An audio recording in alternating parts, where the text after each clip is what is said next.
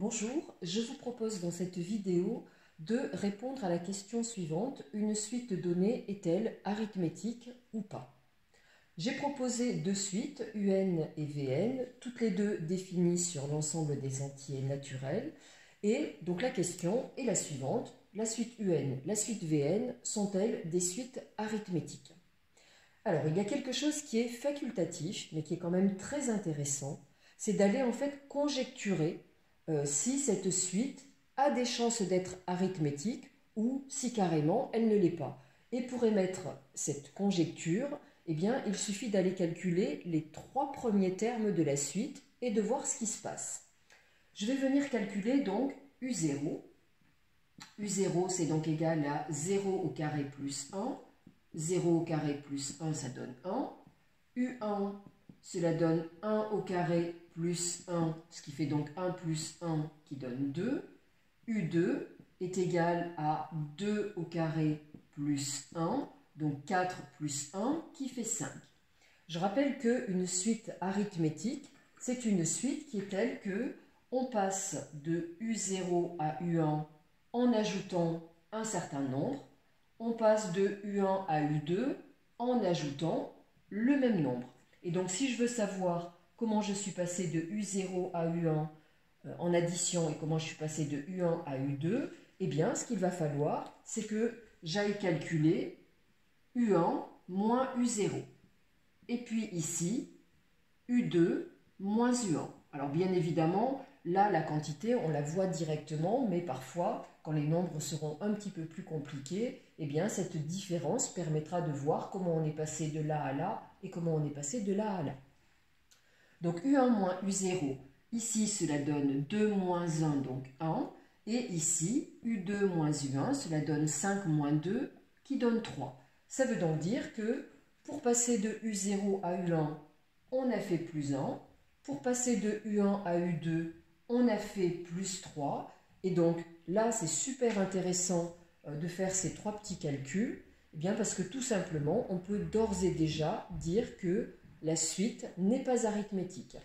Donc U1 moins U0 n'étant pas égal à U2 moins U1, déjà dès le départ, la définition des suites arithmétiques n'est pas validée, donc UN n'est pas arithmétique.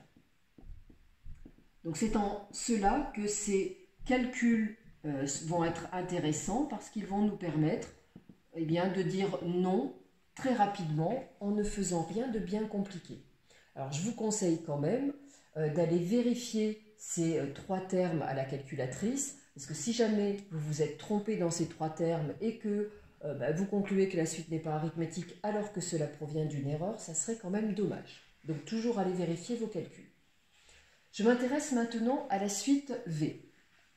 Donc je vais faire le même procédé, je vais calculer les trois premiers termes et je vais voir ce qui se passe. Donc lorsque je calcule V0, V0 c'est égal à 2 fois 0 plus 3, cela donne donc 3.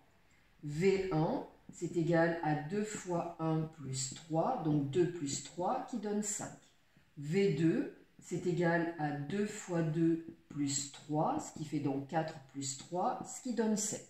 Même chose, je suis en train de me demander comment je suis passé de V0 à V1, comment je suis passé de V1 à V2. Donc là encore, les nombres sont très simples, mais s'ils étaient plus compliqués, eh bien voilà ce que je ferais, V1 moins V0, et puis ici, V2 moins V1. Donc V1 moins V0, 5 moins 3, ce qui donne 2.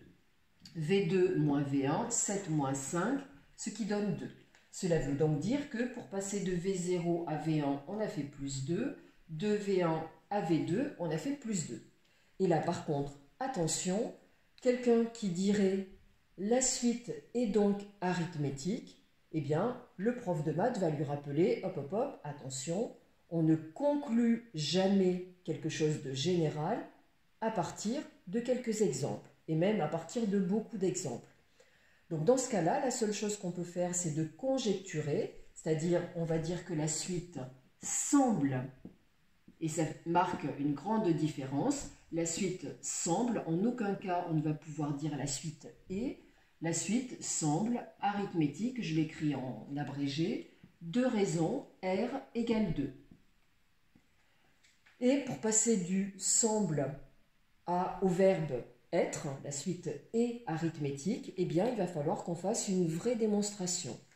Donc la vraie démonstration va être une généralisation de ce calcul, c'est-à-dire qu'on va aller calculer V indice n plus 1 moins V indice n, c'est-à-dire la différence de 2 termes consécutifs. Donc là, on va se proposer de calculons Vn plus 1 moins Vn. Et ce que je vais vous proposer, c'est au préalable d'aller calculer Vn plus 1. Donc V indice n plus 1, eh bien on remplace n par n plus 1, ça donne donc 2, attention à ne pas oublier les parenthèses, 2 facteurs de n plus 1 plus 3, donc 2n plus 2 plus 3, ou encore 2n plus 5. Maintenant que j'ai Vn plus 1, je peux en déduire donc Vn plus 1 moins Vn, attention à ce moins-là, le moins porte sur l'intégralité de Vn, c'est égal à 2n plus 5 moins, entre parenthèses, 2n plus 3. Lorsqu'on enlève ces parenthèses, cela donne 2n plus 5 moins 2n moins 3. Donc les 2n s'éliminent et 5 moins 3, cela donne 2. Et là, on vient de faire une démonstration générale qui nous permet de dire que la suite est arithmétique. Et cette fois, c'est une vraie démonstration. 2 raisons R égale 2. Et on donne en général le premier terme, c'est ce qu'on appelle les éléments caractéristiques d'une suite arithmétique. Sa raison, son premier terme. 2 premiers termes. Eh bien, V0, on l'avait calculé tout à l'heure, donc c'était 2 fois 0 plus 3, 2 premiers termes, V0 égale 3.